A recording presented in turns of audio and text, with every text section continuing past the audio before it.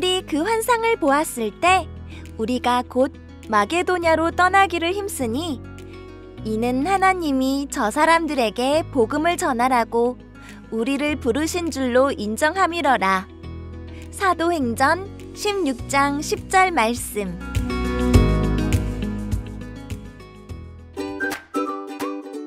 안디옥에서의 선교는 정말 놀라운 시간이었습니다.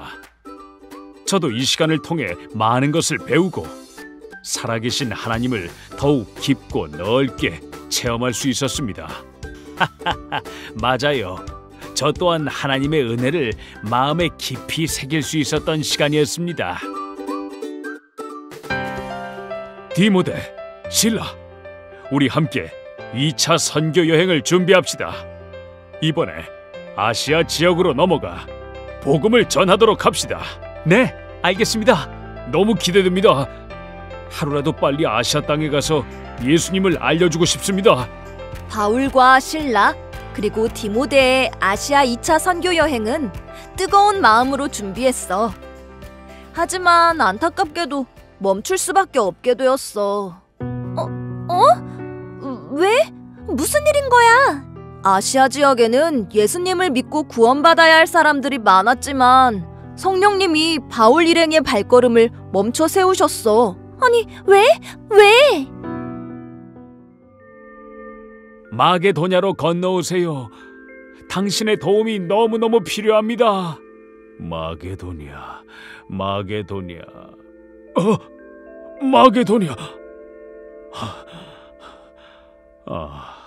하나님은 우리가 마게도냐로 가서 복음을 전하시기를 원하셨구나.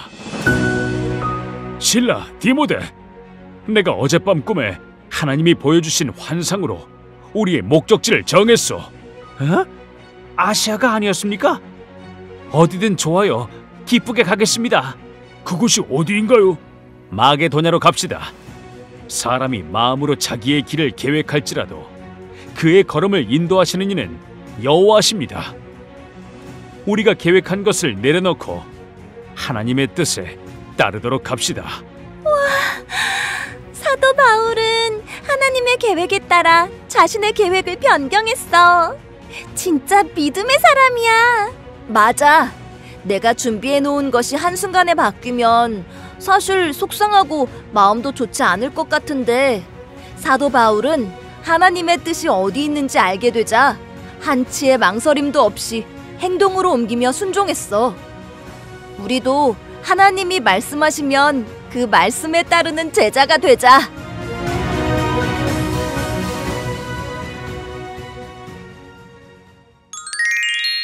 복습 문제를 풀면서 정리해요. 첫 번째 문제.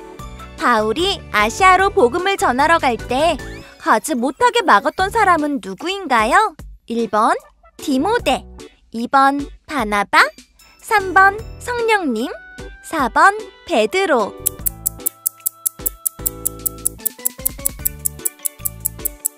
정답은 3번 성령님입니다. 두 번째 문제. 바울은 환상 중에 누구를 보았나요?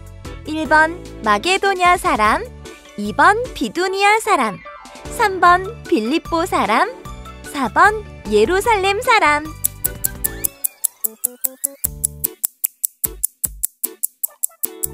정답은 1번 마게도냐 사람입니다.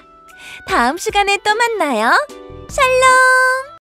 다음 중에 바울과 실라가 기도하고 하나님을 찬송하며 죄수들이 듣더라. 사도행전 16장 25절 말씀.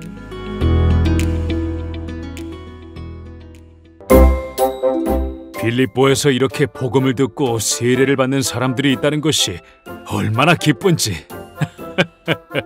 안 그런가, 실라? 그럼요. 기쁨이 철철 넘칩니다.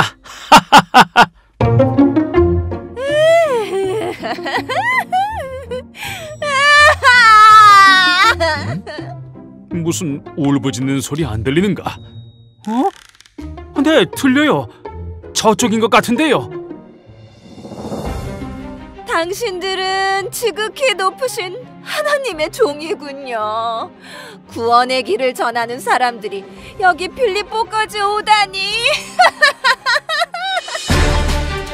주 예수 그리스도의 이름으로 명령하노니 그 여인에게서 나와라.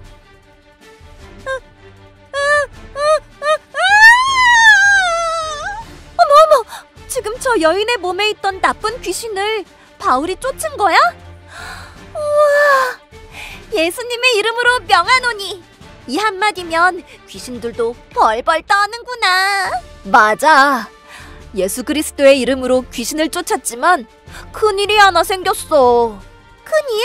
귀신이 떠나고 여종이 더 이상 점을 봐서 돈을 벌어오지 못하자 그 주인이 화가 나서 바울과 실라를 고발했고, 그로 인해 바울과 실라는 심하게 매를 맞고 감옥에 갇히게 되었어.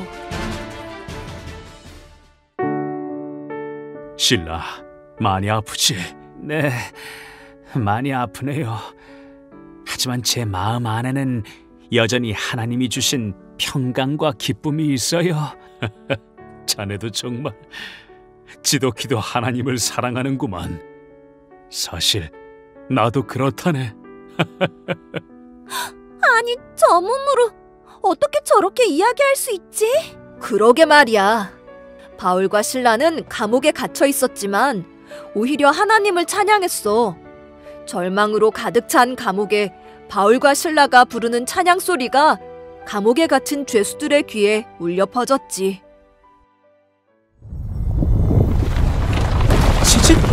지진이에요! 아! 아니, 이게 무슨 일이지? 이를 어쩌나. 감옥 문들이 다 열렸잖아. 죄수들이 다 도망갔을 텐데. 난 이제 끝났네. 끝났어. 여기요. 우리가 다 여기 있습니다. 아니, 당신들이 어떻게 여기... 충분히 도망갈 수 있었을 텐데. 선생님, 제가 어떻게 하여야 구원을 받을 수 있겠습니까? 주 예수를 믿으십시오. 그리하면 당신과 당신의 집이 구원받을 것입니다. 우와! 바울과 실라가 힘들고 어려운 상황 속에서도 실망하지 않고 하나님을 찬양하고 고백할 때 하나님이 놀라운 일을 행하셨어. 우리도 힘들고 어려운 순간에도 찬양과 기도하는 것을 잊지 말자. 어려운 상황 속에서도 복음을 전하게 하신 하나님을 기억하며 우리도 항상 하나님 나라를 전하며 살아가자. 복습 문제를 풀면서 정리해요. 첫 번째 문제. 바울과 실라가 빌립보에서 만난 여종은 어떤 일을 하던 사람인가요? 1번, 집안의 살림을 맡아서 했다. 2번, 장사하는 일을 맡아서 했다. 3번, 점을 치는 일을 했다. 4번, 아무 일도 하지 않았다.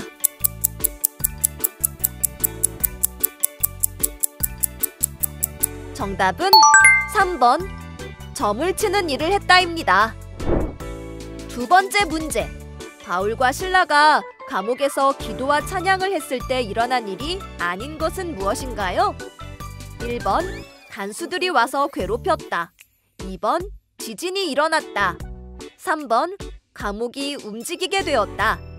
4번, 감옥 문이 다 열리고 죄수들이 풀어졌다.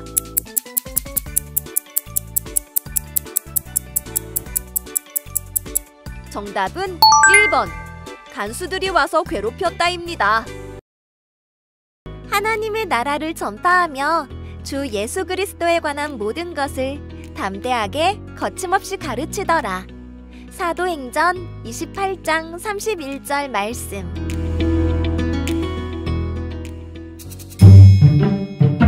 바울이네? 근데 웬 군인이 옆에 서 있는 거야? 지금 저곳은 로마고 작은 셋집이야.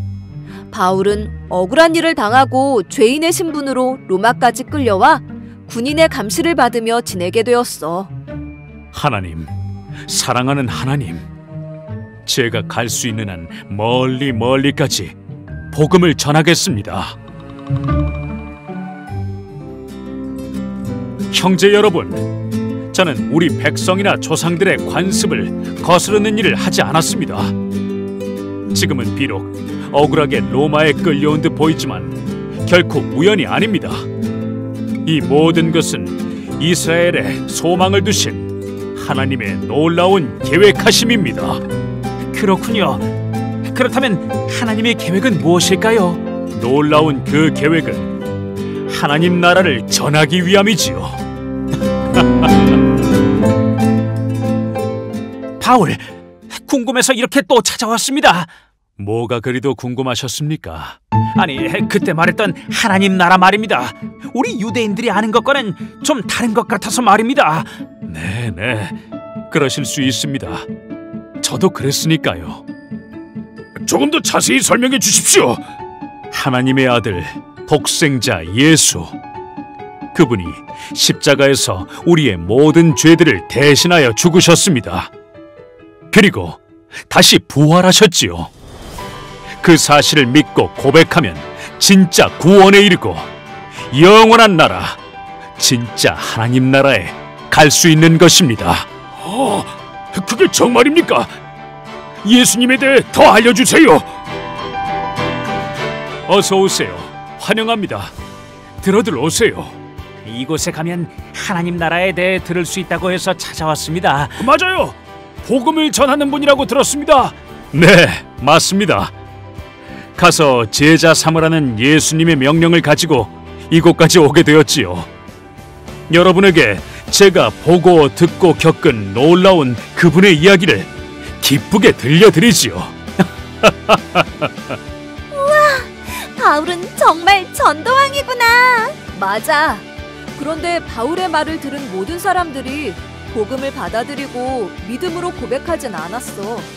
하지만 그럼에도 불구하고 쇠사슬에 묶인 채 군인들의 감시를 받으면서도 로마에 머무는 2년 동안 수많은 사람들에게 끝까지 복음을 전했지.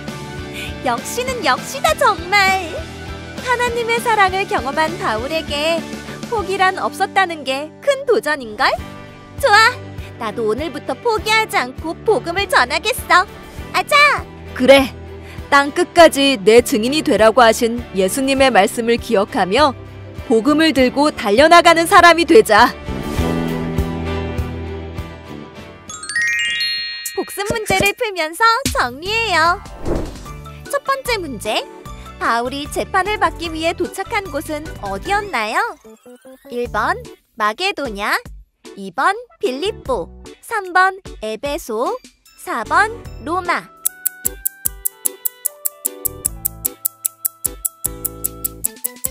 정답은 4번 로마입니다. 두 번째 문제, 로마에 도착한 바울은 어디에서 지냈나요? 1번 로마 궁전, 2번 자신의 새방, 3번 감옥, 4번 로마의 성전.